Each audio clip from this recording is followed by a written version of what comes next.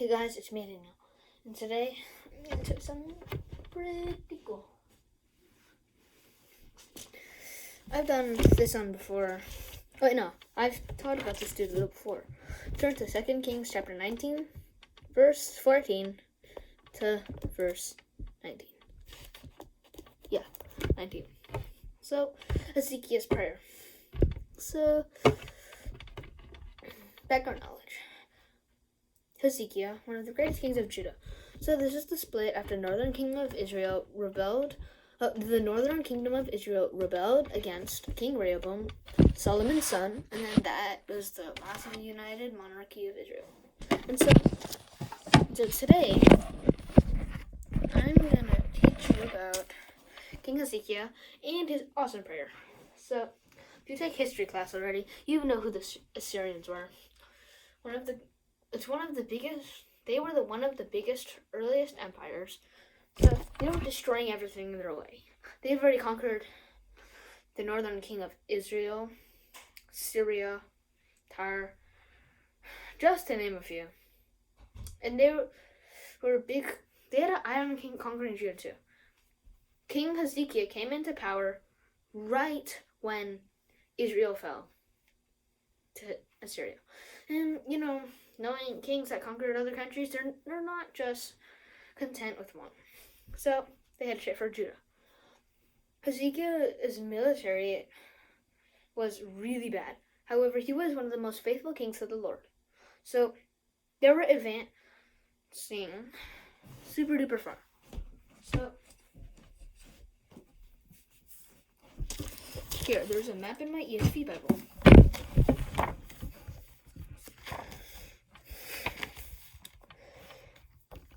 Where's Jerusalem? Right here. So if you go to a couple chapters before that, the king of Assyria was besieging Lachish with all of his forces, and that's right here on the border between the Philistines and Judah. So, but he didn't conquer Jerusalem, the capital. So the Assyrians, I'll show you this page. Are from all the way up here. They ran all the way down here, like around right here, went right here, but they didn't conquer the capital. So they're far away from their home, right?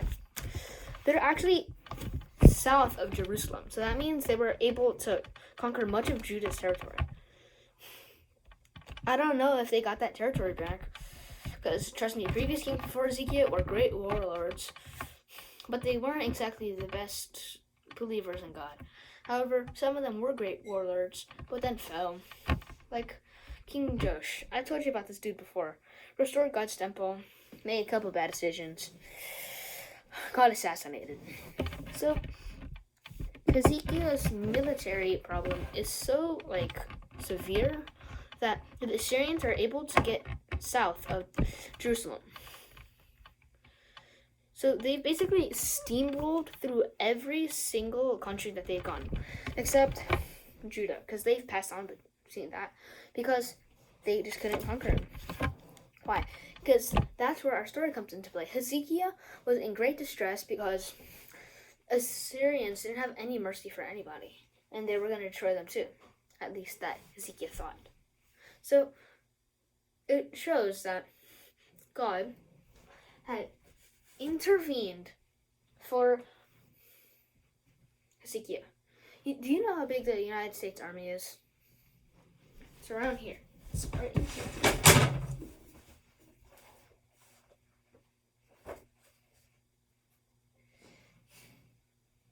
So, the entire military, including the Army, Marine Corps, Navy, Air Force, and Coast Guard, is approximately 1.3 serving men and women. 1.3 million serving men and women. Around those are 460,000 are active duty personnel in the Army, 321,444 airmen and women in the Air Force, 182,000 in the Marine Corps, and 66,000 in the Navy, and 42,000 in the Coast Guard.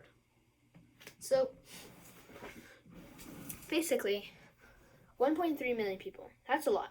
However, the Assyrian king didn't have as much because his country or kingdom wasn't as big as America. So he only all his forces is 200,000 people. That's a lot of people. That's not enough. That's not enough to beat America. However, that's a giant war machine back then. So, it steamrolled with 200,000 men. And then they steamrolled into the Promised Land, destroying Hezekiah's defenses, and then conquering Israel. They head for Judah. So Hezekiah's prayer, because he was in great distress. I had just told you about this, and then God did something miraculous. Do you know subtraction? I'm pretty sure everybody does. So take this subtraction problem. 200,000 minus 185,000.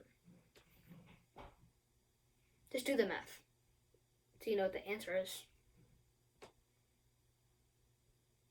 So that's 200,000 minus 180,000. 85,000 actually.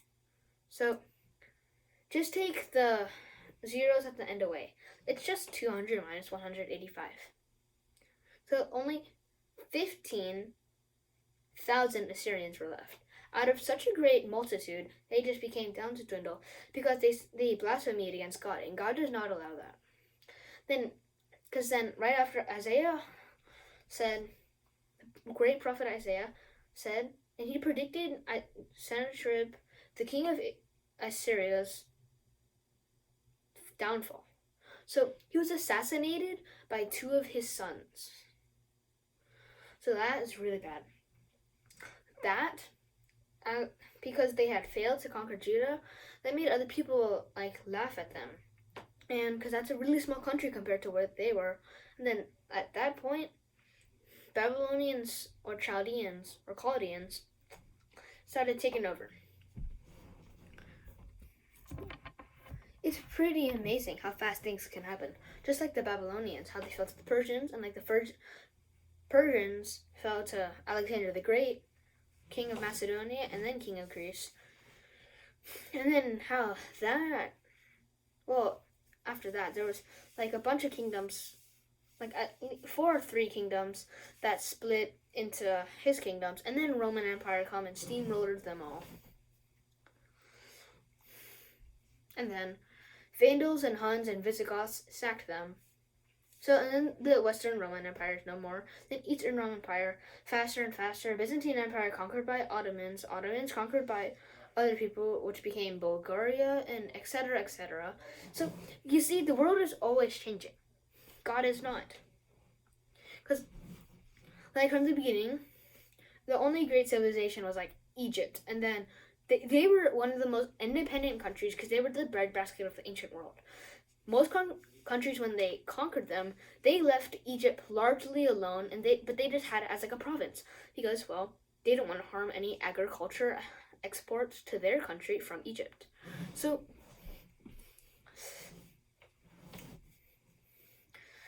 why am I telling you about all these countries? Well, because some countries didn't just conquer other countries. It was like no man's land, and then they just took it for themselves. Our king of Assyria, he was too greedy. He bragged that he was like a god himself.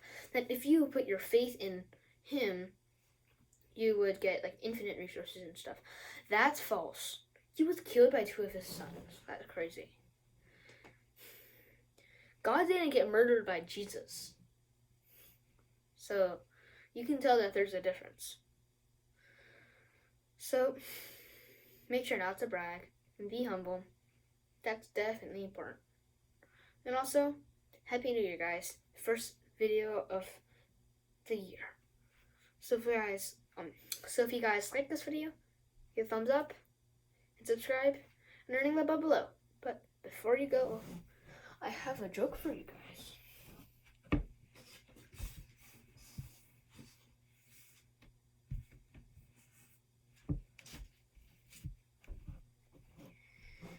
The joke is, what's the difference between a psychologist, and a magician?